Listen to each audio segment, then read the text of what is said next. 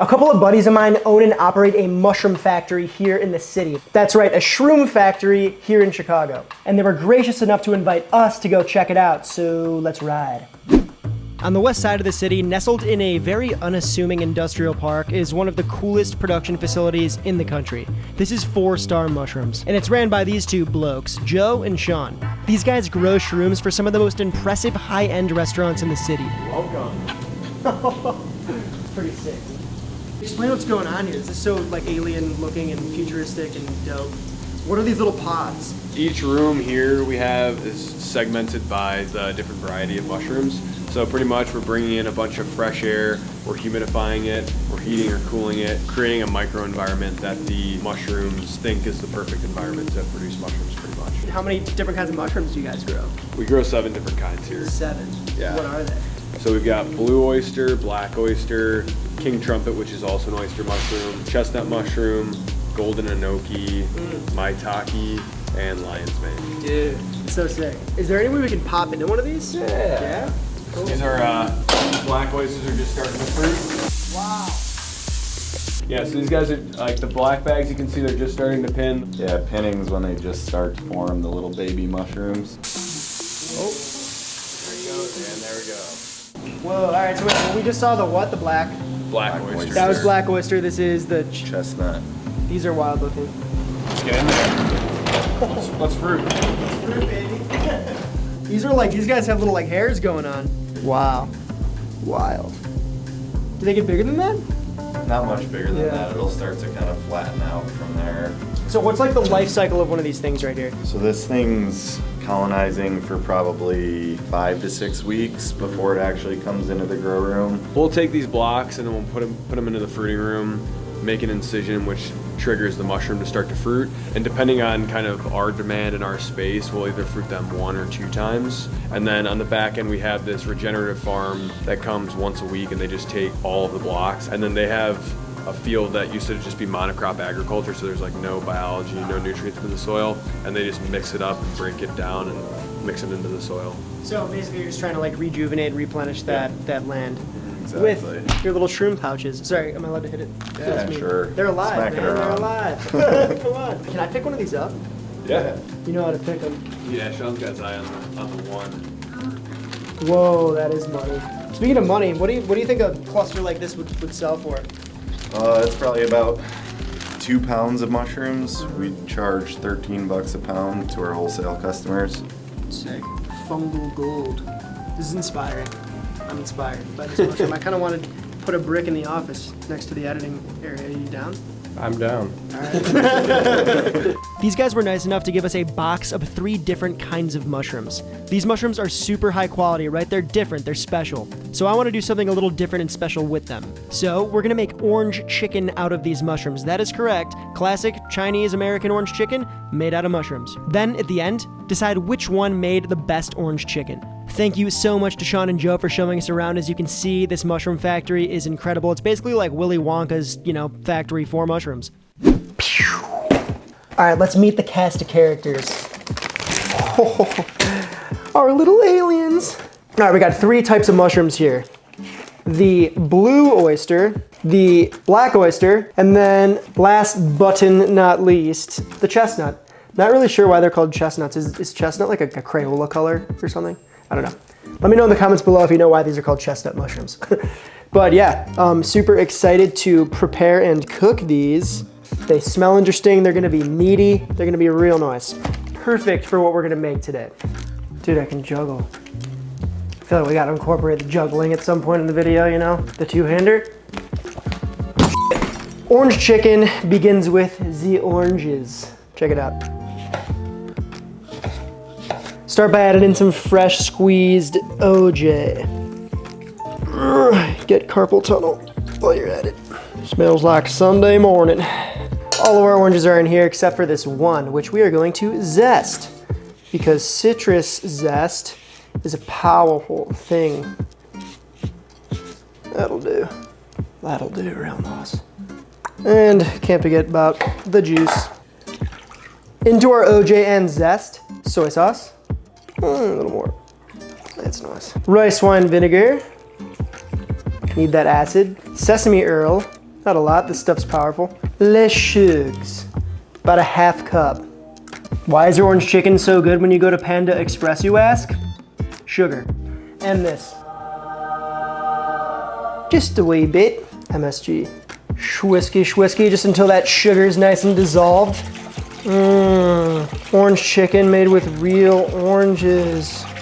All right, that looks good enough.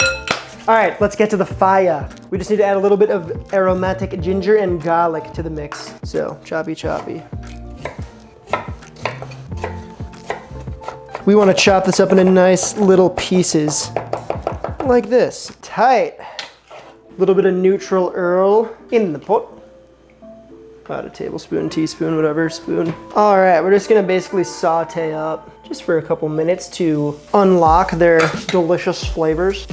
I'm gonna pop 2-3 cloves of garlic. I'm gonna go 3 cloves because I'm feeling spicy today. Take our ginger and garlic, and the crib's about to smell real nice. And once you see a little bit of color on those aromats, in with our orange sauce. Cool. It's gonna let this come up to temp and reduce it down for like 2 minutes, not even. Whoa, Jesus.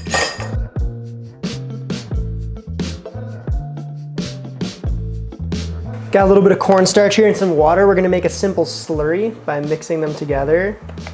This is gonna be our sauce thickener. It's gonna make everything nice and thick, give it that classic orange chicky viscosity that we all know and love. All right, cool, so this thing's reduced down in about a couple of minutes. We're gonna add this in. It's gonna thicken immediately on contact. Check this out. So like you can just pour it and you can see right when it starts to simmer how thick the sauce is gonna get. Immediately thick, boy. Then we're done. Cut the heat. Should be left with something like this. And that's only gonna thicken as it cools down.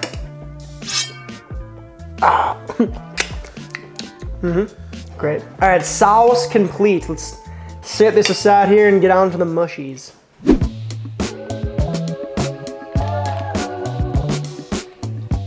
Beautiful. All right, so we're gonna start with these chestnuts because they're a little different here. Now, the cool thing about these, like because they were grown in those little pouches, these are actually like extremely clean, right? If you get mushrooms in the wild, they would have like dirt on them, stuff that you might wanna brush off, and there might be some little particles on here, but for the most part, these are like prepped. God, something about this, they remind me of fingers. Oh my. Massive. Here, we're probably gonna divide these up by size. I'm not sure I wanna fry off the huge ones. Save those for a different thing. But these are prime time candidates. We're gonna trim these up here. You can see this kind of like craggly, not dirty, but just craggly ends. We're just gonna do that for all of them so they look like this. Any of them that have dirt on them, I'll just take a brush, kind of wipe it away, but these are so clean the way that they're grown that there's really no dirt on these. Get this over here. Set up our little frying station. We're doing these sort of like classic fried chicken style. Dry, flour, cornstarch, wet, eggs, water, mushrooms. This is seasoned up, but you know, to play it safe, season these a little bit first. A little bit of kosher salt over the top. Get them all in the flour. Toss to coat into the wet. Coat them in the egg wash and the water. Then back into le dry. Let me drop them into some 300-degree Fahrenheit oil for fry numero uno.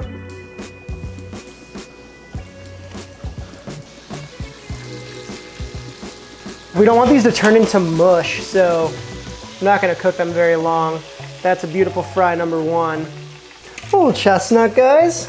All right, so we're gonna double fry all these to make sure that they're extra crispy and they give that really nice dark color to them. The first fry is gonna be at 300 degrees Fahrenheit, then we're gonna bump the heat up to 375 degrees to give them that extra crispy, sort of like browned orange chicken look. So next up, the blue oyster. These are gonna be really cool because, I mean, look, it's got babies. Because I think this is how I'm gonna prep these. Now, working with oysters in the past, they're really easy to sort of dice up because they're large, or in our situation, I think they're really nice when you just kind of pull them apart. I mean, I don't know, when it's fried and battered, it kind of looks like a little nugget, you'll see. I just kind of like the idea of kind of letting nature decide what they look like just from pulling them apart. So yeah, we'll run through these, picking apart those gnarly bits again. Same thing as last time, salt. We're gonna montage this.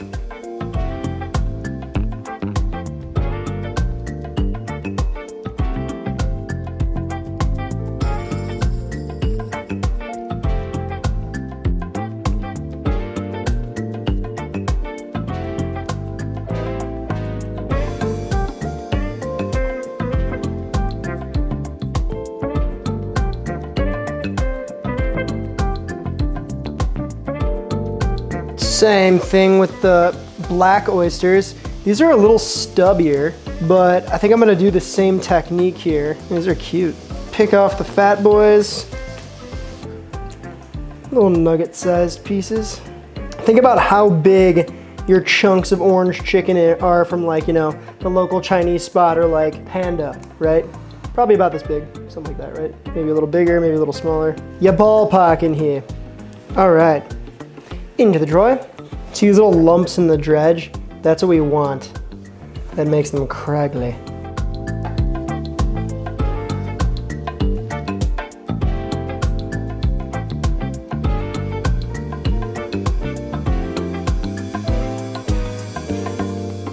Check it out, so we got our black oysters, blue oysters, and our chestnuts here. We started with the chestnuts, now we're gonna double fry these bad boys. I've increased the oil temp, and we'll pop these in. Now we're gonna give them some nice color.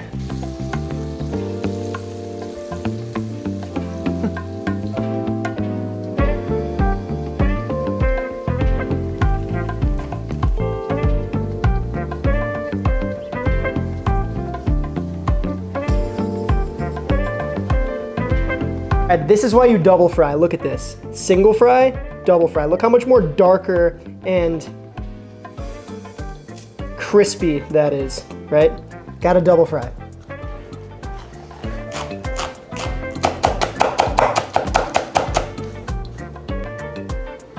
Let's start with our chesties. Actually, no, I'm gonna start with the beefier boys. Oyster, blue oyster.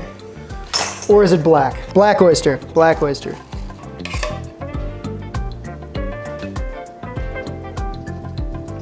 These are nice and goopified. We want these to be like pretty saucy, honestly. Orange chicken is always like very bright orange and beautiful, so I'm gonna go a little heavy on the sauce. Obviously these mushrooms do taste different and have their unique flavor profiles, but it's a big texture thing when you use different kinds of mushrooms. I feel like that's sort of the beauty of the differentiator in between different types of mushrooms is the texture. All right, get these on some white rice, classic OC.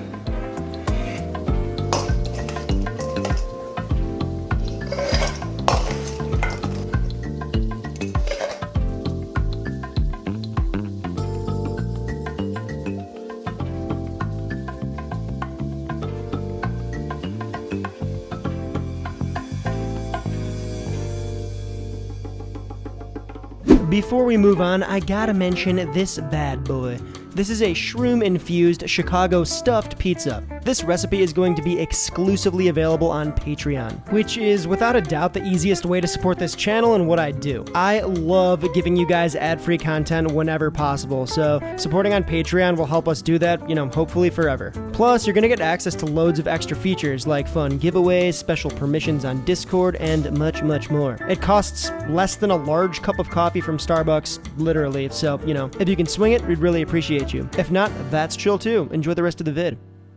Ooh, which chopstick should we use today? We got frog, we got ducky, and we got pink rabbit. Frog. Here we got our spread. We got the blue oyster, the black oyster, and the chestnut all over a little bed of white rice with sesame seeds and scallions, keeping it classic. We're gonna go right to left. For you, left to right, I think, right? I don't know, I can't read. Get a nice meaty boy here. That is pretty. Time to chomp.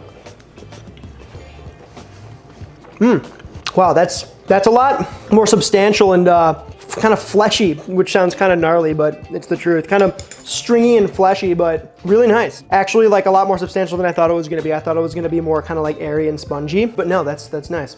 All right, Let's move on to its brother, the black oyster shroom. Kind of destroyed this bowl already, but yeah, look at that. See that, boy? That's good. Whoa. Listen, they might have the same name, just different colored oyster mushrooms, but they are different. This is a lot more sort of like to the tooth. I hesitate to use the word, but I'm gonna say it right now because it's exactly what it is. This is meaty.